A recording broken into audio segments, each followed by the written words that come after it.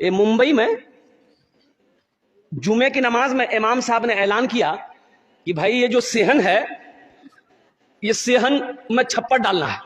لوگ دھوپ میں نماز پڑھتے ہیں, 2 سے 2.5 لاکھ روپے خرچہ ہے. تو اگلے جمعے کو آپ لوگ نماز پڑھنے آئیے گا نا, تو تھوڑا سا رقم بڑھا کر لے کے آئیے گا تاکہ وہ چھپر کا انتظام ہو جائے.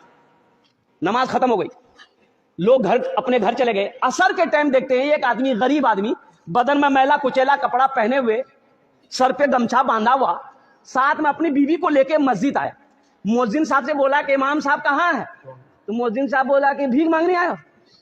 بولا نہیں, ہم بھکاری نہیں ہیں, امام صاحب سے ملنا ہے. بولا نہیں, امام صاحب نہیں ملے گا کسی سے, سوئے ہوئے امام صاحب. تو یہ آدمی بولا کہ سنو, امام صاحب اعلان کیا تھا 2.5 لاکھ روپے چاہیے چھپر ڈالنے کے لیے, وہ ٹکا لے کے ہم آئے ہیں.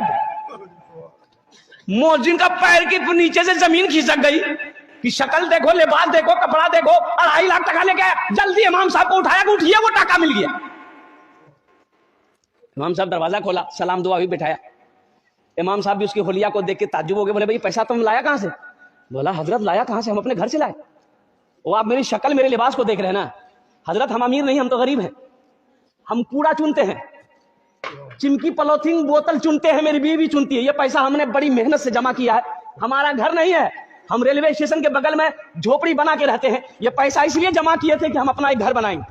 لیکن جمعے کی نماز آپ کے پیچھے پڑھتے ہیں. آپ نے جو اعلان کیا نا, ہم اپنی بیوی سے جا کے مشورہ کیے تو میری بیوی بولی کہ جس طریقے سے ہم لوگ رہ رہے ہیں 2 4 5 سال اور رہ لیں گے, لیکن لوگ نماز پڑھے دھوپ میں نہ پڑھے, وہاں سایہ ہو, یہ پیسہ لے جا کر امام صاحب کو دے دی. اور سنو, امام صاحب بولا کہ نہیں بھائی, یہ پیسہ تو ہم ایسے نہیں لے سکتے, ہم صدر کو بلائیں گے, سیکریٹری کو بلائیں گے, خزانچی کو بلائیں گے. پورے محلے والا جمع ہو گیا. تو محلے والوں نے کہا کہ بڑی شرم کی بات ہے, یہ غریب آدمی 2.5 لاکھ روپیہ اکیلے دے رہا, وہ بھی کوڑا چننے والا, ہم لوگ اتنا زمیندار ہیں, کروڑ پتی ہیں, بلڈنگ والا ہے, یہ تو شرم کی بات ہے.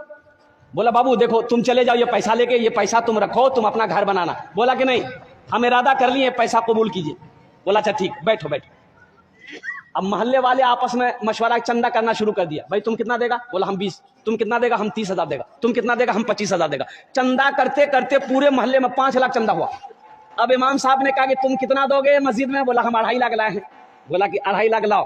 2.5 لاکھ روپیہ اس کا لے لیا, اور یہ 5 لاکھ روپے جو چندہ ہوا اس کے حوالے کر دیا کہ تمہارا پیسہ ہم نے قبول کر لیا ہے, میرا پیسہ تم قبول کر لو, اس پیسے سے اپنا مکان بنا لو.